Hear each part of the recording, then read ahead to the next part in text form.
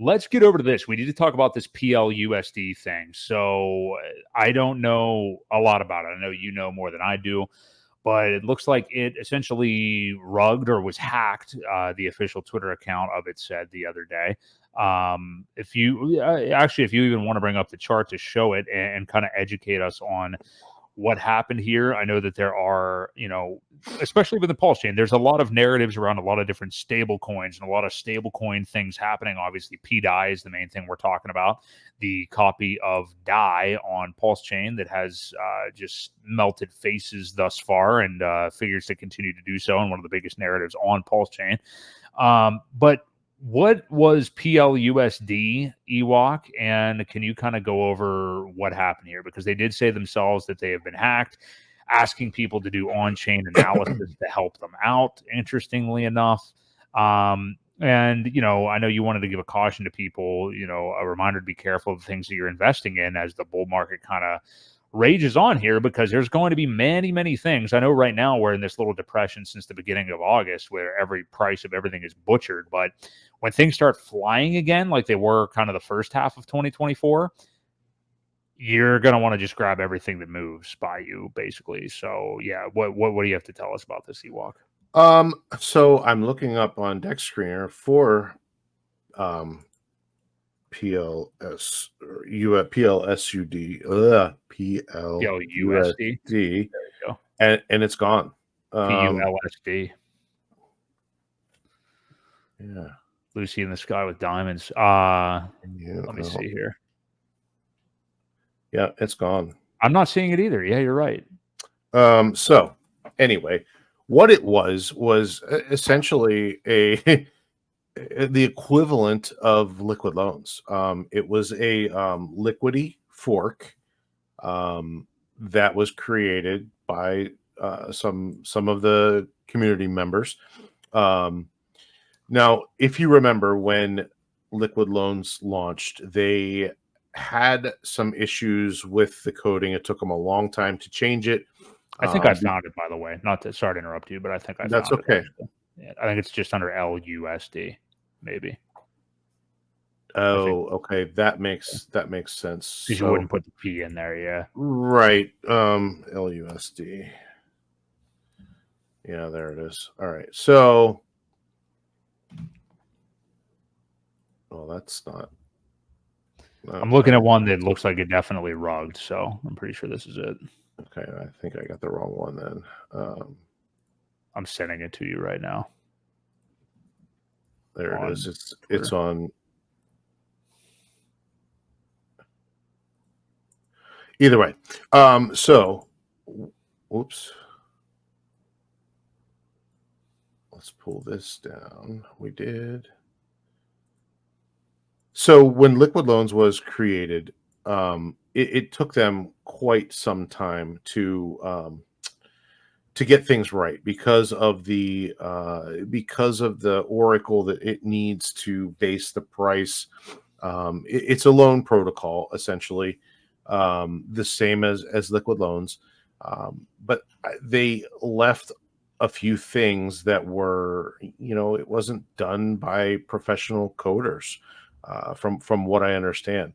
Yeah, so here's share this and we'll bring it up. But there you go. Yeah. Yeah. So apparently the protocol itself was exploited, taken advantage of, where people were just minting all of the LUSD token because they were exploiting the contract. There was a portion of it that was not fixed because it kept referring to Ethereum's price. And because Ethereum and Pulse Chain are obviously such different prices, there were arbitrage opportunities, and the way you could exploit it to essentially take advantage of the things that Liquid Loans fixed, but these guys didn't, unfortunately. Mm-hmm.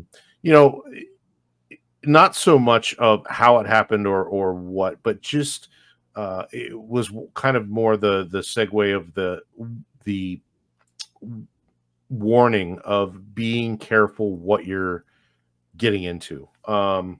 You want to make sure that these contracts are solid, that they've been audited. There was no audit on this either, as far as I know. The contract was never audited, never got second opinions. There were red flags that were never fixed. Um, it's dangerous. It's one of the things why I've always said I go back to Hex, and you know we know it was audited twice for security. It was audited once for economics. So there was 3 audits done on it. It was locked. We've had 4 years of almost 5 years now of pretty flawless operations.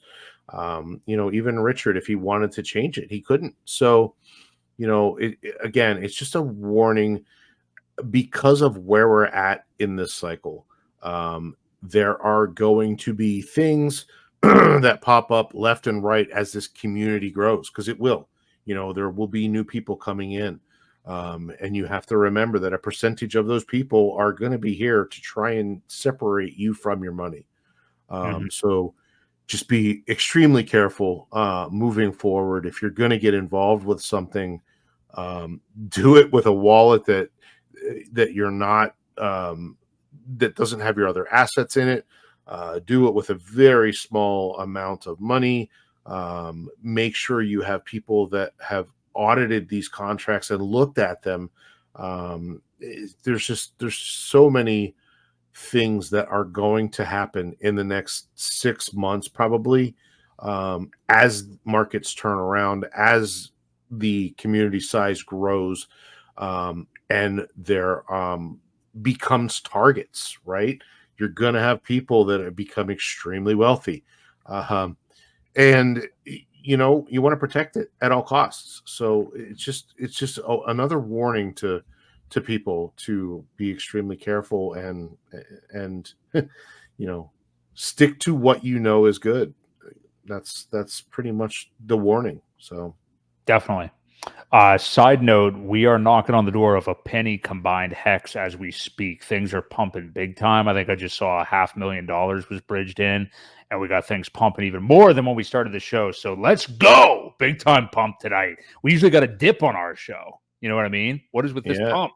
Crazy. The FOMC pump. So that is sweet.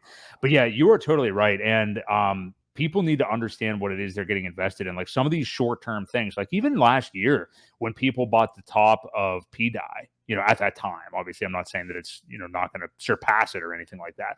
But when people bought the top of PDI last year, people just kind of get into things when they see green candles. They're obviously PTGC, one thing that's happening with right now. I know K4K is all over that and the whole alien thing and UFO and all that.